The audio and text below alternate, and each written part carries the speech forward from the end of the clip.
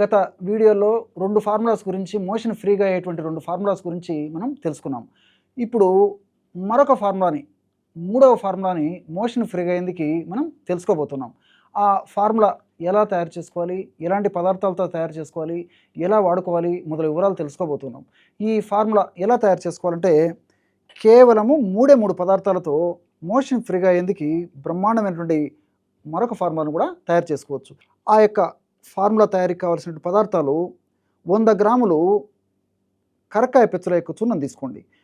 మీకు ఔషధం తయారు చేసి చూపించేందుకు ఇక్కడ కొద్దిగా మాత్రమే నేను తయారు చేసి చూపించడం జరుగుతుందన్నమాట. మీరు మాత్రం 100 గ్రాములు కరక్కాయ పెచ్చల యొక్క చూర్ణం తీసుకోవాలి. కరక్కాయలు ఈ విధంగా ఇలాంటి కరక్కాయలు మనకు మార్కెట్లో దొరుకుతాయి, కరక్కాయ పెచ్చులు మనకు మార్కెట్లో దొరుకుతాయి, కరక్కాయ పెచ్చుల యొక్క చూర్ణం కూడా మనకు మార్కెట్లో దొరుకుతుందన్నమాట. మరి ఈ కరక్కాయ పెచ్చులే మోషన్ ఫ్రీగా అయ్యేందుకు చాలా చక్కగా ఉపకరిస్తాయి అన్నమాట. కానీ కొన్ని అనివార్య కారణాల వల్ల కొన్ని కంపెనీల వాళ్ళు ఏం చేస్తున్నారంటే కరక్కాయ పెచ్చులు, కరక్కాయ విత్తనాలు, కరక్కాయ లోపల పప్పు అన్నీ కలిపేసేసి మరి పౌడర్గా తయారు చేసి విక్రయిస్తున్నారు అన్నమాట. అందువల్ల ఆశించినటువంటి ఫలితాలు కలగకపోయేటువంటి అవకాశం ఉంటుంది. కాబట్టి మరి మీకు స్వయంగా ఈ విధంగా మంచి ఔషధం కరక్కాయ పెచ్చలతో తయారు చేసినటువంటి ఔషధం దొరికేట్లయితే మరి విచారించి తెచ్చుకొని వాడుకోండి. లేని పక్షంలో మరి మీరు కూడా నేను చెప్పినటువంటి పద్ధతిలో తయారు చేసుకొని వాడుకోండి. ఎలాగంటే ఇలాంటి కరక్కాయలు తెచ్చుకొని దంచేసేసి లోపల విత్తనాలు తీసేసి పైన ఉన్నటువంటి పెచ్చులను మాత్రమే 1 లేదా 2 రోజులు ఎండించేసేసి కాస్త వేయించేసేస్తే చాలా సులువుగా పౌడర్ అయిపోతుంది అన్నమాట. అలాంటి పౌడరే ఇక్కడ మీకు చూపించడం జరుగుతుందన్నమాట. ఇలాంటి పౌడర్ కూడా కొన్ని కంపెనీ వాళ్ళు తయారు చేసి మనకు విక్రయిస్తున్నారు. కాబట్టి మీకు దొరికేట్లయితే అలాంటి పౌడర్ కూడా తీసుకోవచ్చు. ఈ కణతల్లిలా కాపాడేటువంటి యొక్క కరక్కాయ పెచ్చల యొక్క చూర్ణాన్ని ఒక 100 గ్రాములు తీసుకోవాలి. మనం మోషన్ ఫ్రీగా అయ్యేందుకు ఔషధాన్ని తయారు చేసుకుంటున్నాము.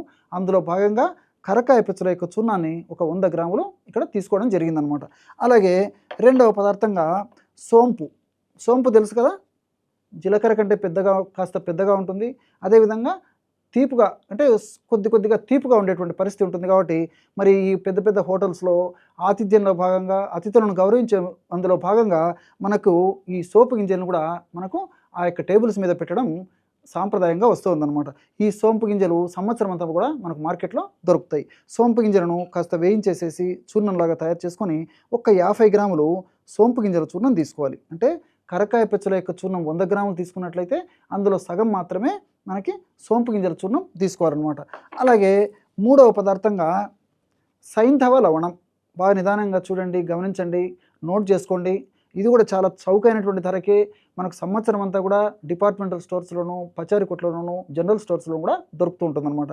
ఈ విధంగా గడ్డలు మనకు మార్కెట్లో దొరుకుతాయి.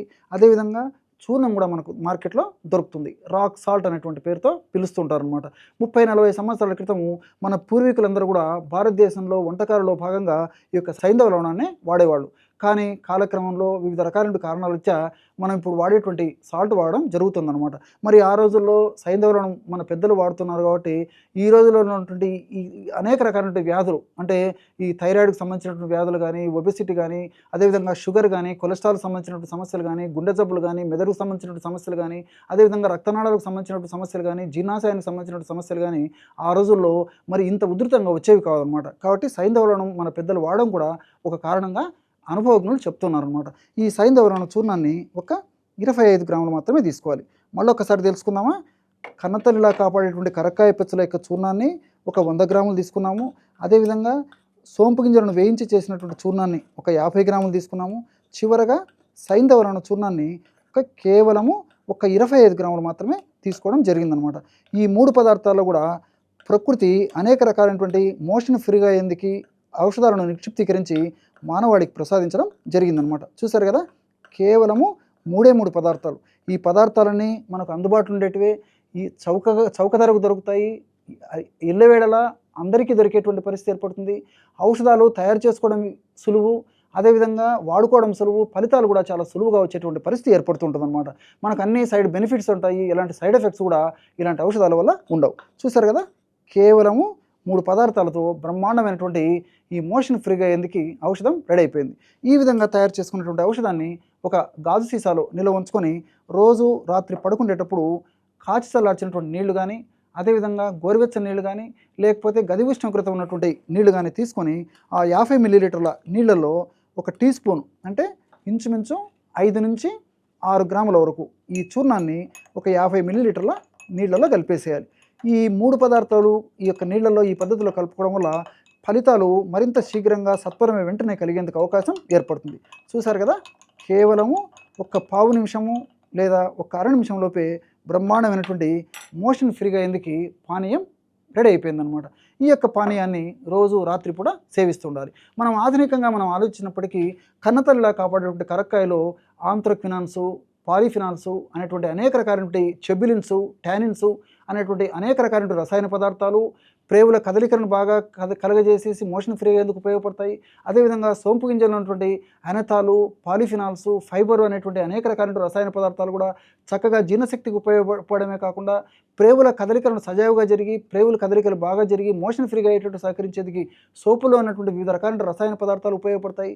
అంతేకాకుండా మరొక ప్రత్యేకత ఈ యొక్క సోంపు గింజలు ఏంటంటే ఈ యొక్క రక్తనాళాల్లో కొవ్వు వల్ల, ప్లేట్లెట్స్ వల్ల, అదేవిధంగా కొలెస్ట్రాల్ వల్ల రక్తనాళాల్లో రక్తం ప్రవాహానికి ఆటంకాలు ఏర్పడకుండా ఉండేందుకు కూడా ఈ యొక్క సోంపు గింజలు ఉన్నటువంటి అనతాలు, ఫైబర్ ఇలాంటి అనేక రకాలైన పదార్థాలు ఉపయోగపడతాయి. కాబట్టి నేను ఇంతకుముందే చెప్పడం జరిగింది, ఇవన్నీ కూడా మనకు సైడ్ బెనిఫిట్స్గా ఉంటాయి కానీ ఎలాంటి సైడ్ ఎఫెక్ట్స్ కూడా ఉండవు. అది ప్రకృతి ప్రసాదించినటువంటి ఔషధాల యొక్క గొప్పతనం.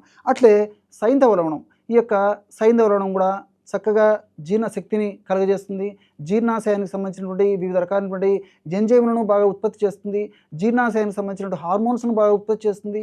అదేవిధంగా ఆకలిని బాగా కలుగజేస్తుంది. ప్రేవుల చరణాన్ని బాగా కలుగజేస్తుంది. వీటన్నిటికి తోడు మనం వాడినటువంటి ఈ యొక్క కరక్కాయ, సోంపు గింజల యొక్క ఔషధాన్ని మరింత శీఘ్రంగా, శక్తివంతంగా, సమర్థంగా వెంటనే పనిచేసేందుకు సజావుగా పనిచేసి చక్కటి ఆరోగ్యానికి ఈ యొక్క మనకు సైంధవలను కూడా చాలా చక్కగా దోహదపడుతుంది. చూశారు కదా ఎటువంటి సులువైనటువంటి ఔషధ యోగాన్ని మోషన్ ఫ్రీగా అయ్యేందుకు ఈ వీడియోలో మీరు తెలుసుకున్నారో.